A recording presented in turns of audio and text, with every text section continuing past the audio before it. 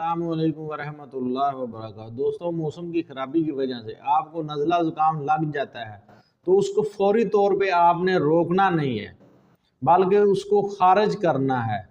تو جب آپ اس کو روک دیں گے تو پھر کچھ عرصے بعد آپ کو نزلہ زکام ہوگا، پھر آپ فوری طور پہ اینٹی بائیوٹک کا استعمال کریں گے تو وہ منجمد ہو جائے گا، وہ آپ کے لیے سر کا درد بن جائے گا، آپ کے سر میں درد ہوگی اور کئی مسائل پیدا ہو جاتے ہیں۔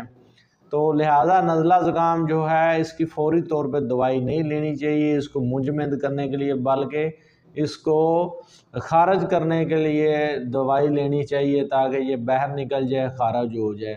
یا پھر آپ بادام، سونف، اجوین وغیرہ کا استعمال کریں، خشک میوے کا استعمال کریں، کھجوروں کا استعمال کریں، ساتھ دودھ میں گھی ڈال کے استعمال کریں تو انشاءاللہ آپ کو فوری طور پہ آرام ملے گا۔ السلام علیکم ورحمۃ اللہ وبرکاتہ۔